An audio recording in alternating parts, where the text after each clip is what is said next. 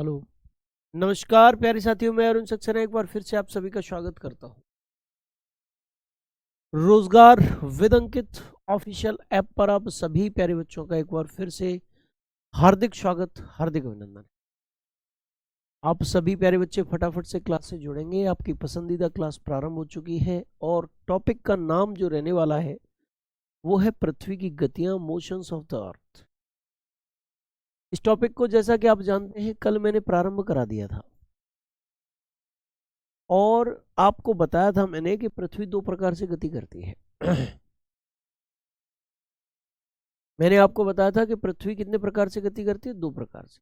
जरा जल्दी से पहले फटाफट से क्लास से जुड़ जाइए। श्याम सुंदर जी, अंकित कुमार यादव जी, विमल जी, मंजीत यादव जी, जटाशंकर जी, रंगीला कुमारी जी, वाल्मीकि यादव जी, सुजीत यादव जी, राकेश कुमार जी, सोनू यादव जी, देवव्रत के जी, आकाशदीप सिंह जी, विनीत जी, संदीप विश्वकर्मा जी,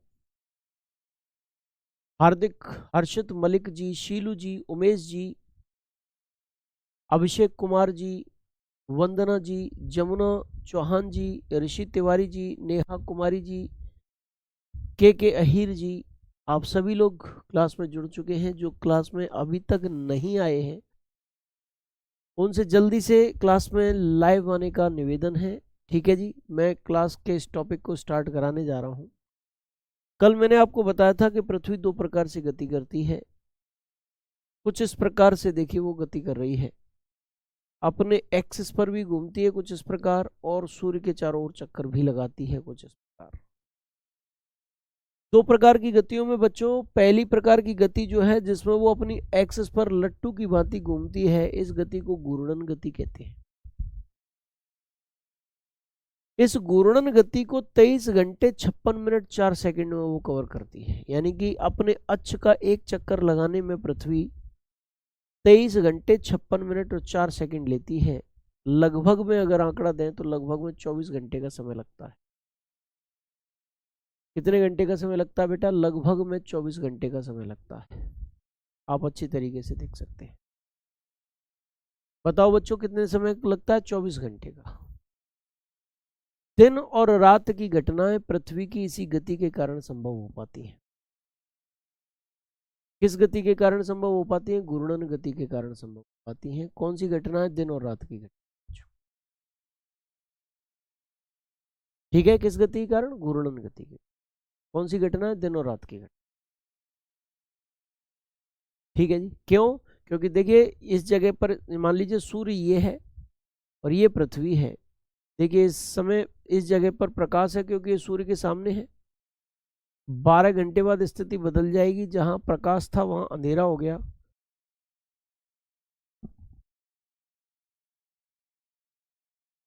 जहां प्रकाश था वहां अंधेरा हो गया 12 घंटे बाद, और जहां अंधेरा था वहां 12 घंटे बाद प्रकाश हो जाए। तो इस प्रकार पृथ्वी के अपने अक्ष पर घूमने के कारण ही दिन और रात की घटनाएं घटित होती हैं, और इसीलिए पृथ्वी की इस गति को दैनिक गति कहा जाता है। कल मैंने आप लोगों को बताया भी था, एक बार फिर रिवाइज में करा रहा हूँ। यहाँ पर समझ सकते हैं आप कि पृथ्वी दो प्रकार से गति करती है। इनमें से पृथ्वी की जो पहली प्रकार की गति है वो कहलाती है घूर्णन अथवा परिभ्रमण, जिसे अंग्रेजी में रोटेशन कहते हैं। दूसरी गति परिक्रमण है, जिसे अंग्रेजी में रिवॉल्यूशन के नाम से हम लोग जानते हैं। जिसे अंग्रेजी में हम लोग रिवॉल्यूशन के नाम से जानते हैं। घूर्णन अथवा परिभ्रमण अथवा रोटेशन, और परिक्रमण अथवा रिवॉल्यूशन। ठीक है, दो प्रकार से पृथ्वी गति करती है। घूर्णन गति कौन सी है? ये वाली गति घूर्णन गति है। देखो जिसमें पृथ्वी लट्टू की भांति अपने एक्सिस पर घूमती है, वो वाली गति घूर्णन गति है। कुछ इस प्रकार से लट्टू की भांति घूम रही है। ठीक है जी, ये घूर्णन गति है। और यह लिखा भी हुआ है, पृथ्वी का अपने अक्ष पर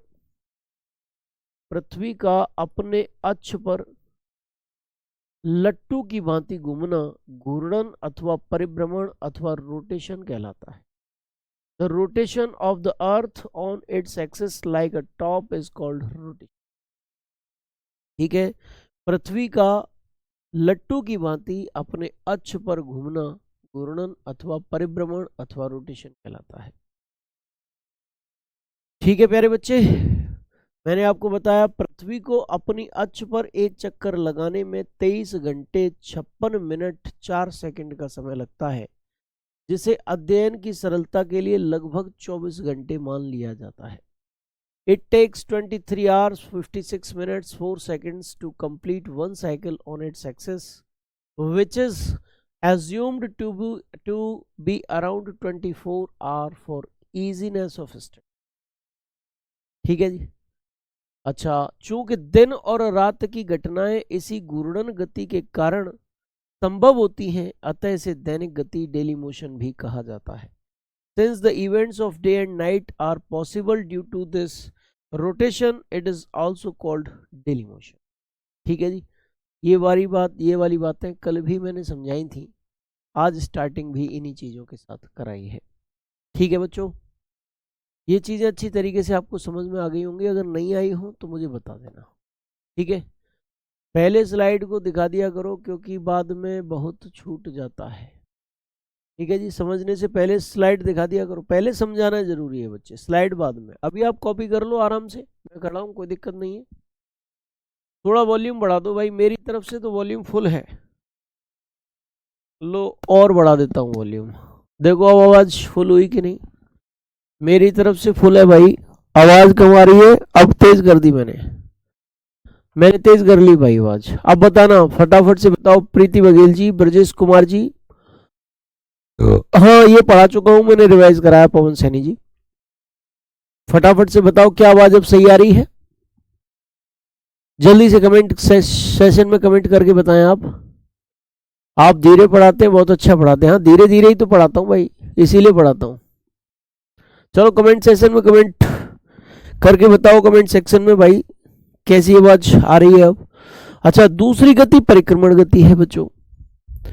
परिक्रमण गति में क्या होता है? परिक्रमण गति में पृथ्वी जो है सूर्य के चारों ओर चक्कर लगाती है ऐसे, और एक चक्कर को पूरा करने में लगभग 365 दिन 5 घंटे 48 मिनट और 46 सेकंड का समय लगता है। 365 दिन 5 घंटे 48 मिनट और 46 सेकंड का समय लगता है एक चक्कर पूरा करने में। और आप अच्छी तरीके से जानते हैं कि 365 दिन और लगभग 6 घंटे का एक वर्ष होता है। इसीलिए पृथ्वी की इस गति को हम वार्षिक गति भी कहते हैं। बताओ बच्चों क्या कहते हैं? पृथ्वी की इस गति को हम लोग वार्षिक गति भी कहते हैं। इसीलिए कहते हैं पृथ्वी अपनी अक्ष पर घूमने के साथ साथ सूर्य के चारों ओर भी एक निश्चित कक्षा या मार्ग में चक्कर लगाती है। पृथ्वी की इस गति को परिक्रमण गति कहा जाता है। With rotating on its axis, Earth also revolves around the sun in a certain orbit or path. This motion of Earth is called revolution motion। ठीक है जी बच्चों, समझ में आया?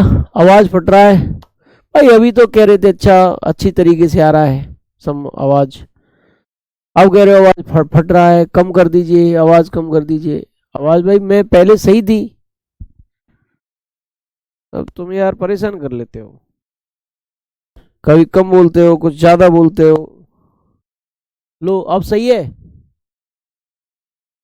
हाँ ठीक है, अब मैंने और थोड़ा सा कम किया, अब नहीं फटेगा। ठीक है अब आवाज, कोई दिक्कत नहीं, बहुत अच्छी बात। चलिए, तो दूसरी वाली गति का कुछ अगर मैं इमेज आपके सामने लगाऊं तो कुछ इस प्रकार का इमेज बनेगा। ठीक है जी, सूर्य के चारों ओर चक्कर लगा रही है पृथ्वी, इसी को रिवॉल्यूशन मोशन कहते हैं, इसी को परिक्रमण गति कहते हैं। ये परिक्रमण गति है, परिक्रमण गति, रिवॉल्यूशन मोशन, परिक्रमण गति, रिवॉल्यूशन मोशन। ठीक है, अच्छा एक चीज ध्यान रखना, एक शब्द आता है कक्षा या मार्ग, ऑर्बिट, पाथ। ये क्या है? ये वाला जो देखिए, ये इसे कहते हैं ऑर्बिट, इसे कहते हैं ऑर्बिट। ये सर्टेन रहती है, एक निश्चित रहती है, बिल्कुल इसी जगह पर पृथ्वी घूमेगी, न इधर जाएगी न इधर जाएगी, बिल्कुल फिक्स पाथ रहता है पृथ्वी का। इसी को कक्षा कह देते हैं, इसी को पाथ कह देते हैं, इसी को ऑर्बिट कह देते हैं। ठीक है बच्चों, चलिए, अच्छा, एक चक्कर लगाने में, सूर्य का एक चक्कर लगाने में पृथ्वी को कितना समय लगता है? तो बच्चों, पृथ्वी को समय लगता है 365 दिन का, 5 घंटे का, 48 मिनट का और 46 सेकंड का। इतना समय लगता है पृथ्वी का एक चक्कर लगाने में, पृथ्वी को सूर्य का एक चक्कर लगाने में। अच्छा, आप एक चीज और जानते हैं कि 365 दिन और लगभग 6 घंटे, लगभग 365 दिन और 6 घंटे का जो समय होता है, इसे एक वर्ष कहते हैं। क्या कहते हैं? एक वर्ष, 1 ईयर कहते हैं इसको। क्या कहते हैं? एक वर्ष, 1 ईयर। और लगभग इतना ही समय पृथ्वी सूर्य का एक चक्कर लगाने में ले रही है। इसका मतलब ये वाली गति वार्षिक गति भी तो कह सकते हैं इसको, वार्षिक गति, एनुअल मोशन भी हम इसको कहते हैं। अच्छा, जैसे रोटेशन के कारण दिन और रात की घटनाएं घटित हो रही थी, क्या रिवॉल्यूशन के कारण भी कुछ हो रहा है? तो मेरे प्यारे बच्चे, रिवॉल्यूशन के कारण भी हो रहा है, परिक्रमण गति के कारण भी हो रहा है। और परिक्रमण गति के कारण क्या होता है? ऋतुएं परिवर्तित होती है, 4 स्थिति बनती है। इस स्थिति में अलग ऋतु होगी, यहां अलग ऋतु होगी, यहां अलग ऋतु होगी, यहां अलग ऋतु होगी, सीजन्स चेंज हो जाती है, ऋतुओं का परिवर्तन होता है। इस परिक्रमण गति के कारण क्या होता है? ऋतुओं का परिवर्तन, ऋतुओं का परिवर्तन क्या होता है बच्चों? ऋतुओं का परिवर्तन होता है, सीजन्स चेंज होती है। बोलो, क्या होती है? सीजन्स चेंज, ऋतु परिवर्तित हो जाती है। क्लियर है कि नहीं है? समझ में आया कि नहीं आया? ठीक है जी। सर, कितने स्टूडेंट लाइव हैं? अरे इससे तुम्हें क्या मतलब कितने स्टूडेंट लाइव हैं? कितने भी होने दो, तुम हो लाइव, बस बात खत्म। हाँ, सूरज प्रजापति जी, एक बार फिर से बताइए। आपकी क्लास बहुत अच्छी लगती है, आप फिगर के साथ पढ़ाते हैं। हाँ, बस टेक्नोलॉजी का प्रयोग कर रहा हूँ ना मैं। अभी आज का पूरा टॉपिक फिगर के साथ ही कराऊंगा, और वो भी दमदार तरीके से समझ में आएगा। अगर मैं हाथ से लिख के समझाऊंगा तब नहीं आएगा, फिगर से ऐसा समझ में आएगा दमदार तरीके से। परेशान मत हो। तो किकी अय्यर जी, बिल्कुल ब्लॉक नहीं हो आप, आपकी कमेंट आ रही है। देखो बच्चों, प्यारे बच्चों, सूर्य का एक चक्कर लगाने में पृथ्वी को 365 दिन, 5 घंटे, 48 मिनट और 46 सेकंड का समय लगता है। The earth takes 365 days, 5 hours, 48 minutes, 46 seconds to make one round of the sun. इस गति के कारण ही पृथ्वी पर ऋतुएं परिवर्तित होती हैं। इसे ही वार्षिक गति, एनुअल मोशन भी कहा जाता है। Because of this motion, the seasons change on the earth. This is called annual motion. बस 2 गति कर रही है पृथ्वी, दोनों बता दिए। अब मैं ऋतुएं कैसे बदलती हैं ये बताने वाला हूं। अभी जो भैया कह रहा था एक बार फिर समझा दो, देखो एक और बार समझा दिया मैंने, लिख लो फटाफट से, देर मत करो। हाँ, सभी लोग चैनल सब्सक्राइब कर लो भाई, रोजगार विद अंकित यूट्यूब चैनल को सब्सक्राइब कर लो। और 7 तारीख को जयपुर में मीटअप है, ये भी आप जानते हैं। 7 तारीख से पहले 12 मिलियन कंप्लीट करने हैं हमारे, तुम लोगों की जिम्मेदारी है, परिवार के सदस्य हैं आप। फटाफट से चैनल सब्सक्राइब खुद भी कर लो, अपने यार दोस्तों से भी करवा लो, जिससे ऐसा ना हो हम लोग वहां जयपुर आ जाएं और तुम 12 मिलियन नहीं हो पाए, फिर बेइज्जती तुम्हारी हो भाई, दोनों की है, हैं? हाँ, चलो भाई, अब दिन और रात कैसे छोटे व बड़े होते हैं, ऋतुएं कैसे परिवर्तित होती हैं, इस मुद्दे पर आना है। लेकिन उससे पहले मैं आपको बताऊंगा अपसौर और उपसौर क्या होता है, अपसौर क्या होता है, उपसौर, इस चीज के बारे में थोड़ा सा जानकारी देना है। देखो, पृथ्वी सूर्य के चारों ओर एक दीर्घ वृत्ताकार मार्ग में चक्कर लगाती है, एक एलिप्टिकल वे में चक्कर लगाती है। ये दीर्घ वृत्ताकार मार्ग है जिसमें पृथ्वी सूर्य के चारों ओर चक्कर लगा रही है। और दीर्घ वृत्त के 2 फोकस होते हैं भैया, दीर्घ वृत्त के 2 फोकस होते हैं, एक फोकस ये है और एक फोकस ये है।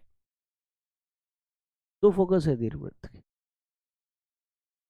मान लिया पृथ्वी यहां, सूर्य यहां पर है, इस फोकस पे है, ठीक है। तो जब भी पृथ्वी इस जगह पर होगी तो सबसे नजदीक होगी, और जब पृथ्वी इस जगह पर होगी तो सबसे दूर होगी, ठीक है जी। और मेरे प्यारे बच्चों, सूर्य का चक्कर लगाते हुए जब पृथ्वी सूर्य के सबसे नजदीक होती है तो ये घटना उपसौर की घटना कहलाती है। ये घटना क्या कहलाती है बच्चों? उपसौर की घटना कहलाती है। अंग्रेजी में इसी को पेरीहिलियन कहते हैं। और ये घटना प्रतिवर्ष 3 जनवरी के दिन घटित होती है। प्रतिवर्ष 3 जनवरी के दिन घटित होती है ये घटना जो है। और मेरे प्यारे बच्चे, अगर हम बात करें जब पृथ्वी सूर्य के सबसे दूर स्थित होती है, सूर्य का चक्कर लगाते हुए जब पृथ्वी सूर्य से सबसे दूर स्थित होती है, तो ये वाली जो घटना है उसे हम अपसौर कहते हैं। क्या कहते हैं बेटा? अपसौर कहते हैं। अंग्रेजी में ये जो अपसौर है इसी को एफिलियन के नाम से जाना जाता है। किसके नाम से जाना जाता है? एफिलियन के नाम से। और ये घटना प्रतिवर्ष 4 जुलाई के दिन घटित होती है, ठीक है जी। अपसौर और उपसौर दोनों चीजें क्या हैं? बस पास और दूर की बात है। जब पृथ्वी सूर्य के सबसे पास हो तो ये घटना उपसौर है, और जब पृथ्वी सूर्य से सबसे दूर हो तो ये घटना अपसौर। बस हो गया काम।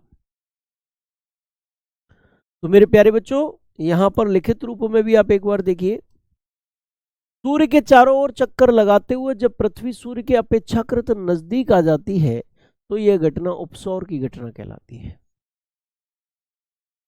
When the earth comes relatively closer to the sun while revolving around the sun, then this phenomenon is called perihelion.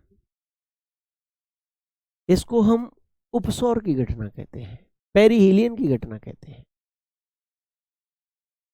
यह घटना प्रतिवर्ष 3 जनवरी को घटित होती है। समझना, कोई एक आध चीज रह जाए तो मुझे बता देना। अरे अंजू वर्मा जी, मैंने कहाँ ब्लॉक किया? मेरा काम तो पढ़ाना, ब्लॉक करना तो ही नहीं है। हाँ, फिक्स्ड रहता है भाई सद्दाम हुसैन जी। इराक वाले सद्दाम हुसैन तो नहीं हो हैं? तो भैया 3 जनवरी को ही घटित होती है ये घटना। झारखंड कब आ रहे हैं? अब तुम जल्दी से 14 मिलियन कराओ, फिर देखो प्लान बनाते हैं कहीं ना कहीं का। हो सकता है झारखंड का बन जाए, पक्की नहीं कह रहा हूं, तुम कहीं भी बात पकड़ लो। अब मैं तो ही ना डिसीजन लेता हूँ, ये तो अंकित सर लेते हैं। और हो सकता है संभवतया। अपसौर क्या होता है? जो सूर्य के चारों ओर चक्कर लगाते हुए जब पृथ्वी सूर्य से अपेक्षाकृत दूर होती है तो यह घटना अपसौर कहलाती है। यह घटना प्रतिवर्ष 4 जुलाई के दिन घटित होती है। When the earth is relatively far from the sun while revolving around the sun, this phenomenon is called aphelion. This phenomenon occurs every year on 4th July. यह घटना प्रतिवर्ष 4 जुलाई को घटित होती है। बोलो क्लियर है?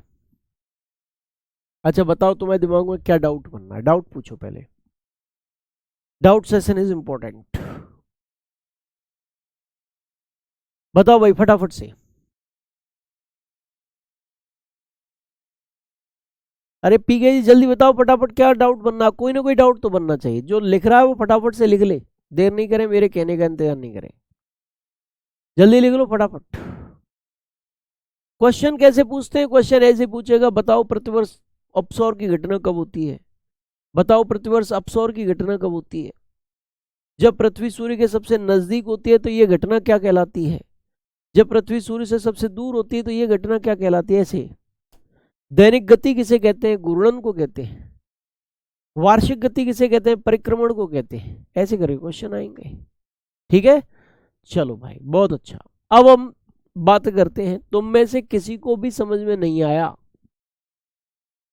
मैं बता रहा हूं, अगर किसी को डाउट नहीं है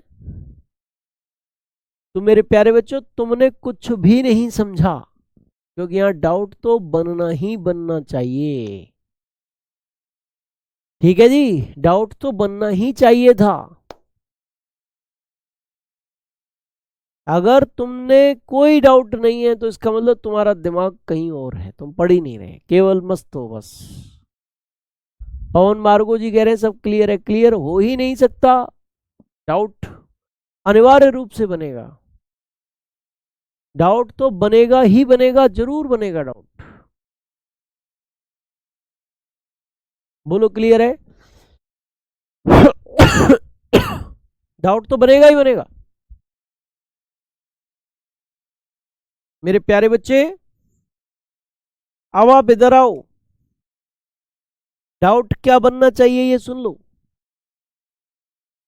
जब पृथ्वी सूर्य के सबसे नजदीक होगी तो उस समय मेरे प्यारे बच्चे गर्मी का माहौल होना चाहिए, गर्मी पड़नी चाहिए, लेकिन 3 जनवरी को भयंकर सर्दी पड़ती है। ऐसा क्यों? जब पृथ्वी सूर्य से सबसे दूर होती है तो उस समय सर्दी पड़नी चाहिए, लेकिन 4 जुलाई को भयंकर गर्मी पड़ती है। अभी अप्रैल का महीना स्टार्ट हुआ, देखो भयंकर गर्मी स्टार्ट हो गई, पंखे स्टार्ट हो गए, एसी स्टार्ट हो गए।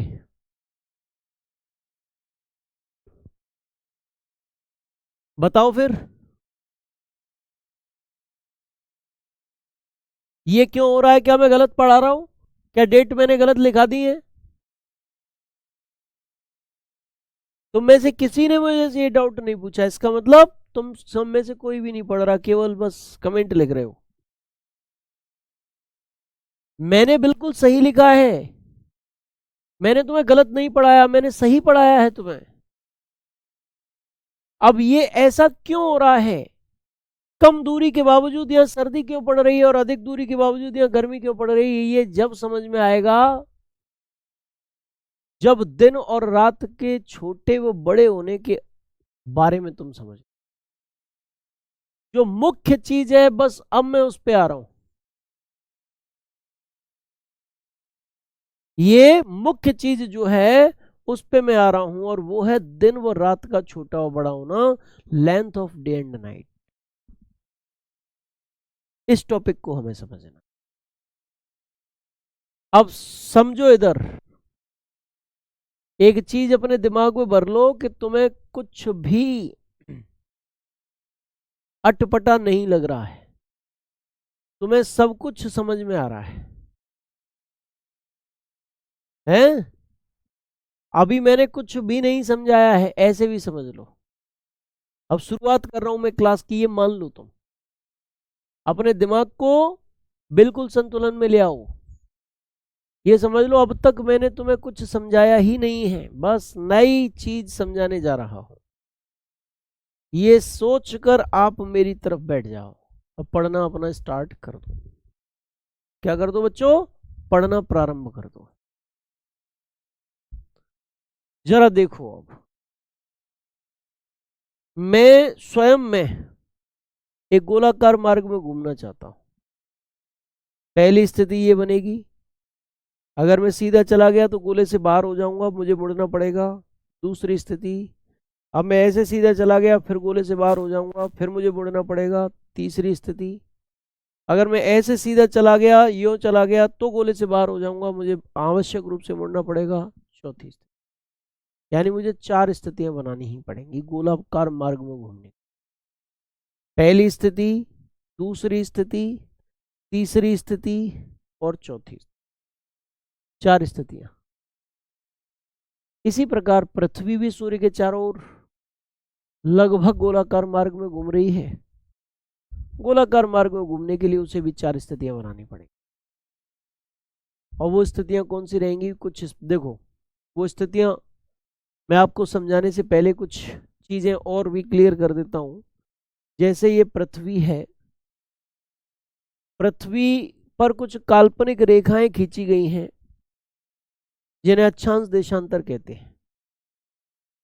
किसी भी प्लेस के एग्जैक्ट लोकेशन को ट्रेस करने के लिए, बताने के लिए पृथ्वी के ग्लोब पर कुछ काल्पनिक रेखाएं खींची गई हैं, कुछ इमेजिनरी लाइंस खींची गई हैं।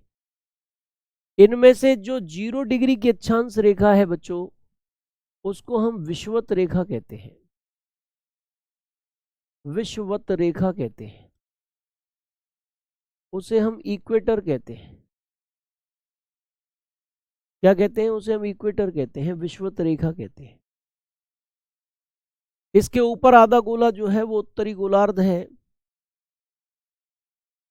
उत्तरी गोलार्ध है, नॉर्थ हेमिस्फीयर है। और नीचे वाला जो आधा गोला है, नीचे वाला आधा गोला जो है वो दक्षिणी गोलार्ध है, साउथ हेमिस्फीयर है।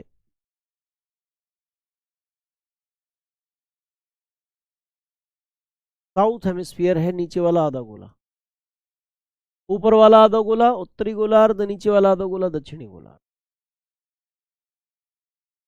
अच्छा, उत्तरी गोलार्ध में ऊपर वाले आधे गोले में जो 23.5 डिग्री की रेखा होती है बच्चों, उसे हम कर्क रेखा कहते हैं, ट्रॉपिक ऑफ कैंसर।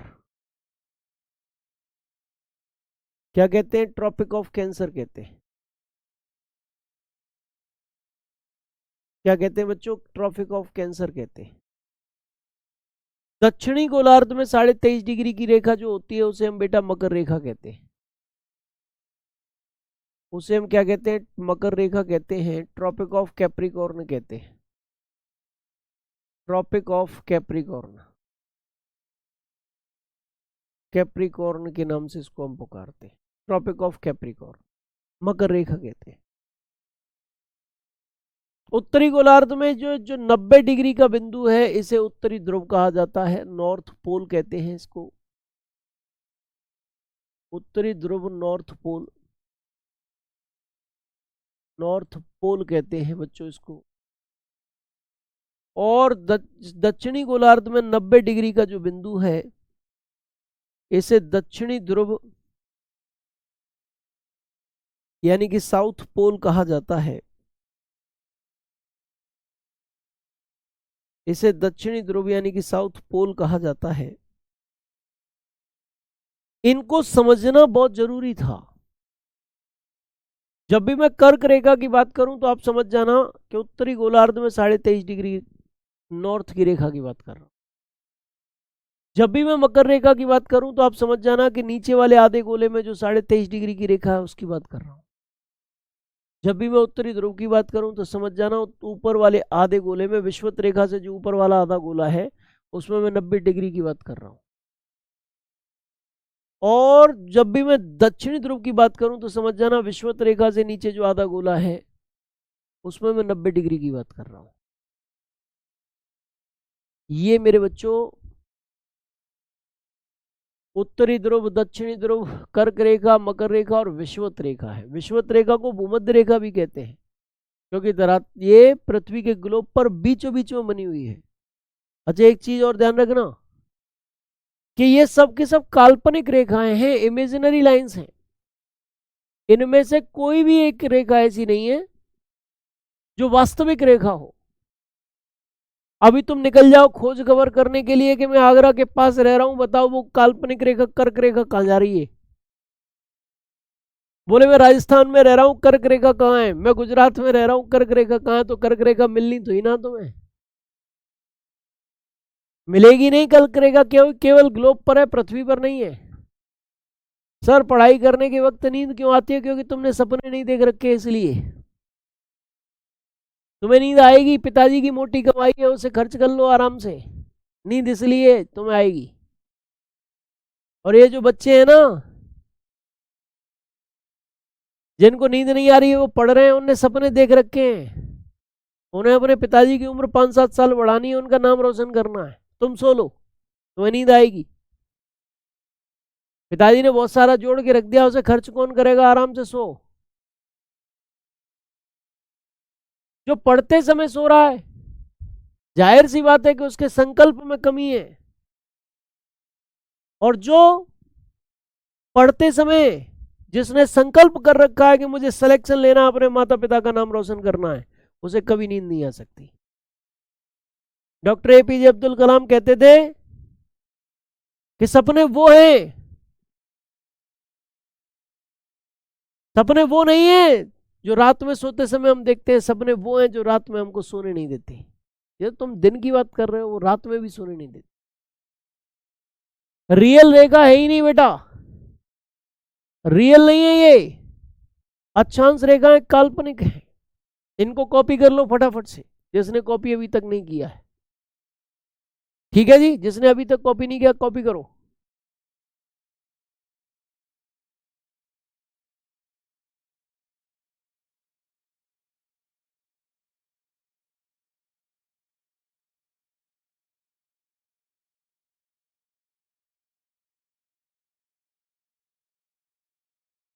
तो भैया सपने देखना स्टार्ट कर दो दिन में, जिससे नींद नहीं आए। ठीक है जी, चलिए अब आ जाइए भाई। तो मैं बता रहा था कि पृथ्वी को 4 स्थितियां बनानी पड़ेंगी हर हालत में, अगर गोलाकार मार्ग में घूमना है तो।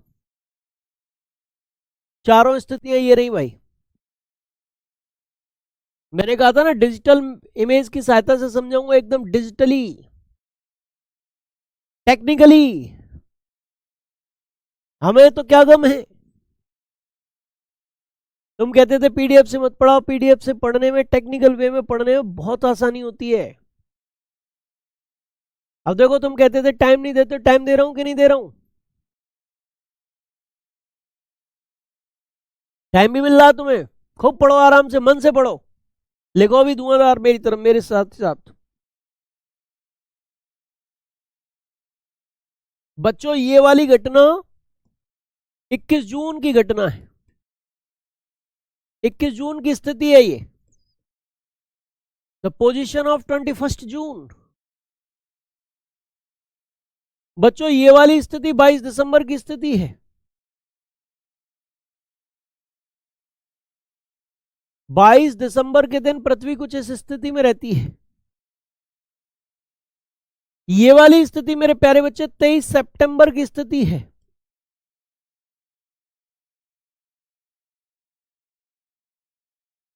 और ये वाली स्थिति 21 मार्च की स्थिति है।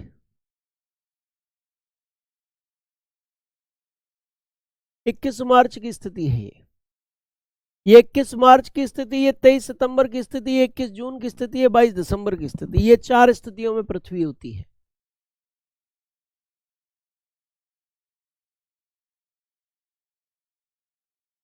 ठीक है जी बच्चों, अब 21 जून की स्थिति में होता क्या है? सूर्य की किरणें कर्क रेखा पर लंबवत चमक रही होती हैं, 23.5 डिग्री नॉर्थ की रेखा पर लंबवत चमक रही होती है।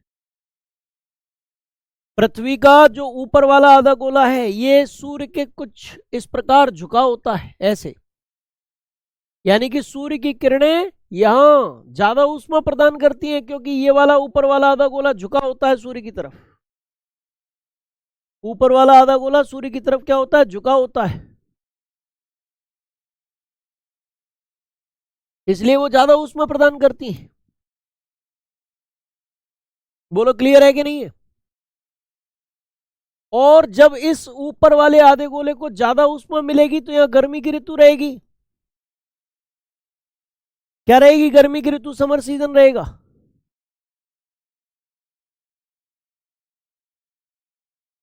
और सुनो गर्मी की ऋतु रहेगी, यहां प्रकाश भी ज्यादा प्राप्त होगा, ऊष्मा और प्रकाश दोनों ज्यादा प्राप्त होंगे। आप देख रहे हैं बहुत छोटे भाग पर गर्मी, जो अंधेरा है, इतने भाग पर अंधेरा है, इतने भाग पर, ये अंधेरे में है ये वाला भाग। और उजाला कितने प्रतिशत भाग पर है? उजाला मेरे प्यारे बच्चे इतने प्रतिशत भाग पर उजाला है। देखो ये इतने भाग पर उजाला, इतने भाग पर अंधेरा। आपको 24 किलोमीटर का सफर तय करना है। 1 घंटे में 1 किलोमीटर चलते हो, यानी कि पूरा सफर 24 घंटे में तय करोगे आप। और आप मान लो कि उसमें से 12 घंटे, 14 घंटे पर प्रकाश की व्यवस्था है, खंबे लगे हुए लाइट की, लाइटिंग की व्यवस्था है।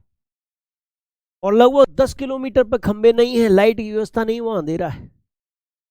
तो आप 14 घंटे तो प्रकाश में रहोगे और 10 घंटे अंधेरे में रहोगे।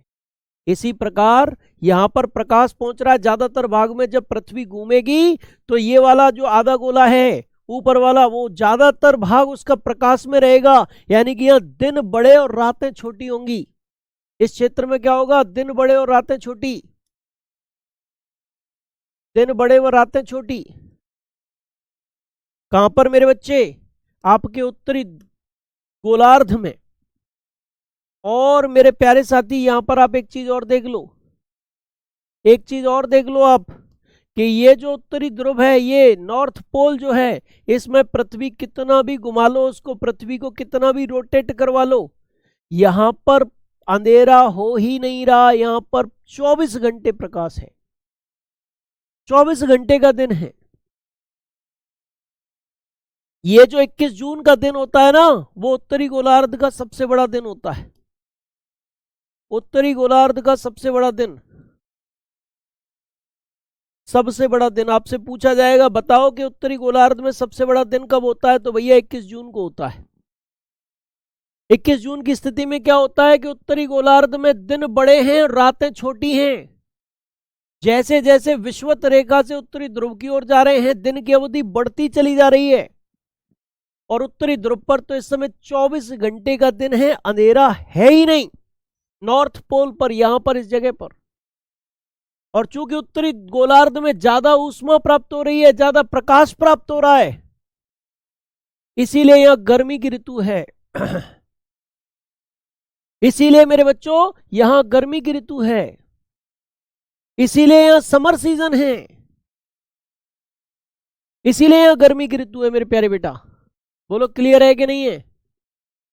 दक्षिणी गोलार्ध में स्थिति उल्टी है, यहां पर रातें बड़ी हैं और दिन छोटे हैं।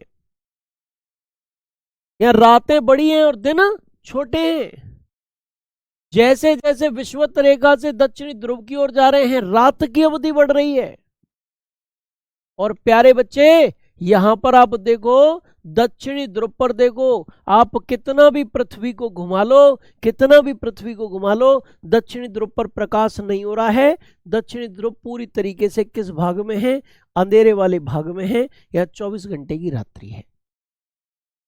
21 जून को उत्तरी गोलार्ध में सबसे बड़ा दिन है और दक्षिणी गोलार्ध में सबसे बड़ी रात्रि है, क्योंकि ज्यादातर भाग पर अंधेरा ही अंधेरा है, प्रकाश पहुंच ही नहीं रहा, इसीलिए सबसे बड़ी रात्रि 21 जून को दक्षिणी गोलार्ध में है।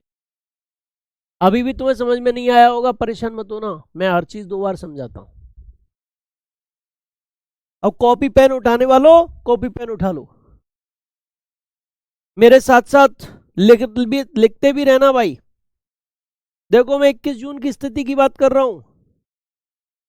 मैंने बताया इस समय सूर्य की किरणें, सन रेज, कर्क रेखा ट्रॉपिक ऑफ कैंसर पर लंबवत चमकती हैं। कर्क रेखा ट्रॉपिक ऑफ कैंसर किसे कहते हैं, 23.5 डिग्री नॉर्थ की जो काल्पनिक रेखा है उसे कर्क रेखा कहते हैं। उत्तरी गोलार्ध में जो पड़ती है उसे कर्क रेखा कहते हैं। ठीक है भैया। At this time the sun's rays shine vertically on the Tropic of Cancer. उत्तरी गोलार्ध में कर्क रेखा पर लंबवत चमकती है, और ये कर्क रेखा भारत के बीचों बीच से होकर गुजरती है, ये भी ध्यान रखना। उत्तरी गोलार्ध में ही भारत स्थित है। जो उत्तरी गोलार्ध की स्थिति होगी वही भारत की स्थिति होगी। उत्तरी गोलार्ध में गर्मी पड़ रही है तो भारत में भी गर्मी पड़ेगी, उत्तरी गोलार्ध में सर्दी पड़ रही है तो भारत में भी सर्दी पड़ेगी, क्योंकि कर्क रेखा भारत के बीचों बीच से होकर गुजरती है। भारत के भूगोल में बता चुका हूं। ठीक है जी, कॉपी कर लिया होगा, पूर्ण विश्वास है। इस समय उत्तरी गोलार्ध में विषुवत रेखा से उत्तरी ध्रुव की ओर जाने पर दिन की अवधि बढ़ती चली जाती है। उत्तरी ध्रुव पर, नॉर्थ पोल पर तो इस समय 24 घंटे का दिन होता है। बताओ बच्चों क्या होता है, उत्तरी ध्रुव पर 24 घंटे का दिन होता है। Eight this time in the northern hemisphere the duration of the day increases on moving from the equator towards the north pole. At this time there is a 24-hour day at the north pole. उत्तरी ध्रुव पर 24 घंटे का दिन होता है इस समय। बोलो क्लियर हुआ कि नहीं हुआ। उतारो फटाफट से, कॉपी कर लो। जैसे जैसे विषुवत रेखा से उत्तरी ध्रुव की ओर जाओगे दिन की अवधि बढ़ेगी। यहां 24 घंटे का दिन रहेगा। और एक चीज ध्यान रखना, जहां कहीं भी सूर्य की किरणें लंबवत पड़ेंगी, वर्टिकल पड़ेंगी, वहीं ऊष्मा और प्रकाश ज्यादा प्राप्त होगा, वहीं गर्मी की ऋतु रहेगी। ये भी ध्यान रखना, भूल मत जाना। चलो भाई, ये भी कॉपी कर लिया होगा। 21 जून का दिन उत्तरी गोलार्ध में सबसे बड़ा दिन होता है, और 21 जून की स्थिति को ग्रीष्म अयनांत समर सोलिस्टिस कहा जाता है। क्या कहा जाता है? ग्रीष्म अयनांत समर सोलिस्टिस कहा जाता है। ये भी क्वेश्चन पूछा जा सकता है। एक शब्द और भी है, ग्रीष्म अयनांत को कर्क संक्रांति भी कहते हैं। आपसे क्वेश्चन पूछा जाता है कि बताओ कर्क संक्रांति का दिन कौन सा है, तो बच्चे 21 जून का दिन है। इसी को ग्रीष्म अयनांत, इसी को कर्क संक्रांति कहते हैं, क्योंकि इस दिन सूर्य की किरणें कर्क रेखा पर लंबवत चमक रही होती है। ठीक है जी। जून 21 is the longest day in the northern hemisphere, बताया मैंने आपको। और the condition of 21 June is called summer solstice. ये भी आप ध्यान रख लो। ठीक है, काटा नहीं है मैंने, ब्रैकेट में लिखा है। ठीक है, चलिए, बहुत अच्छी बात है, आप बहुत अच्छे पढ़ाते हैं, बहुत बहुत धन्यवाद भाई। सबसे छोटी रात कब होती है? अब भाई सबसे बड़ा दिन होगा तो सबसे छोटी रात नहीं होगी? प्रज्वल सिंह जी, ये तो अपने दिमाग से ही सोच लो भाई। 21 जून को उत्तरी गोलार्ध में सबसे बड़ा दिन है, तो सबसे छोटी रात भी होगी। और दक्षिणी गोलार्ध में सबसे बड़ी रात है, तो दक्षिणी गोलार्ध में सबसे छोटा दिन भी होगा। ठीक है, चलो आगे बढ़ते हैं।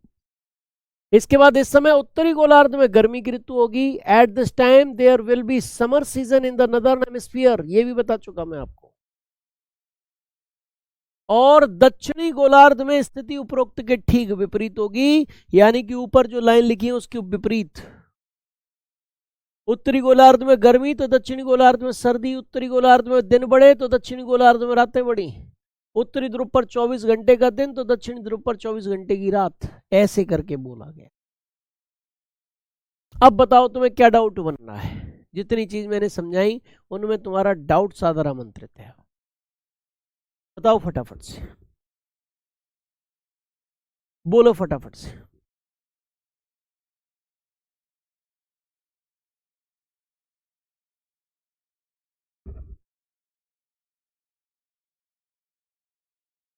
बताइए भाई फटाफट से, आपको क्या डाउट मिल रहा है, क्या डाउट बनना है आपके दिमाग में?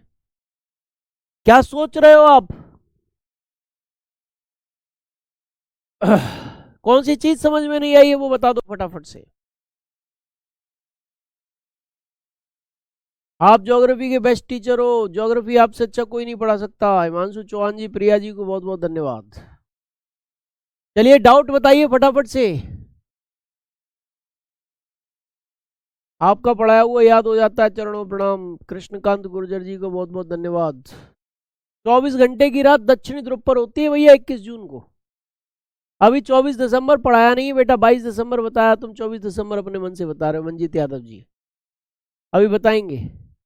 हाँ, 24 घंटे का दिन होता है सुजीत जी, मैं सही कह रहा हूं। बताओ भाई, डाउट बताओ तुम अपने कि गुरुजी मेरा ये डाउट बनना है, मैं उस डाउट को क्लियर कराऊंगा। 25 दिसंबर, 22 दिसंबर, 24 दिसंबर, ये सब कल की चर्चा करेंगे उस पर। अब तक मैंने जितना पढ़ा उस पर डाउट जो बनना वो बता दो। अक्षांश देशांतर बेटा नेक्स्ट टॉपिक जो आएगा उसमें अक्षांश देशांतर ही समझाऊंगा, अभी मैंने शॉर्ट में समझाया है तुम्हें। चलिए बहुत अच्छा, 6 महीने के दिन और रात वो भी कॉन्सेप्ट क्लियर करा दूंगा, परेशान मत हो। बस अभी 21 जून की स्थिति के बारे में बताओ, कोई डाउट बनना हो तो। कोई डाउट नहीं बनना है, ठीक है। आज की क्लास को, आज के सेशन को हम यहीं तक रखेंगे।